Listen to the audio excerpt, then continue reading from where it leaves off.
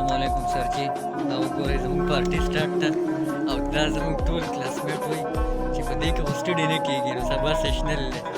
کاینډلي تاسو را سیشنل چینج کړئ دا وګورئ ملګرو دغه د ضیاءالدین یو ویډیو و ما تاسو سره شریک کړه او اوس د هغې کومې نوې زړې ویډیو چې دي هغه اوس را روانې دي او خلک چې دی هغه یې شیر کوي ټول نه مخکې خو زه خلکو ته وایم چې چا سره دونه ویډیو پرتې وي نو برای مهرباني هغه ډیلیټ کړئ او زه به تاسو ته وایم چې زیاته چې کوم د هغې پکې شاعري کړل او ما پرون یو څو ویډیو په ټیک ټاک باندې وکتې نو هغه ډېرې زیاتې غمجنه شاعري پکې کړې وه د نه علاوه څه ګانې ویلي دي نو زه کوشش کوم را روانه ویډیو کې تاسو سره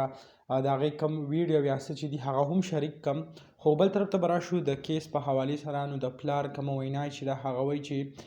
زه په دې سوچ کې یم چې ولې زما زوی په دې باندې مجبوره شو دا کار یې وکړو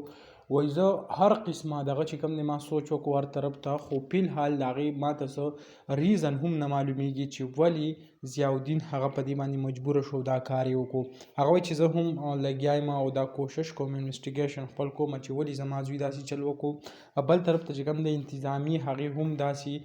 کوم انویسټیګیشن دپاره کمیټې جوړه کړله د هغو هم خپل کار روان دی ریپورټ چې کوم دی هغه ټایم په ټایم پیش کوي خو تر اوسه پورې پکې داسې پیشرفت هغه مخې ته نه دی راغلی چې په هغه نسبت سره مونږ ووایو چې د ضیاءالدین دا وجه و په دې وجه باندې هغه خپل ځان هغه وجلی دی نو دغه لنډه شان ویډیو به تاسو سره هم شریک کړه انشاءالله بل ویډیو کې به الله حافظ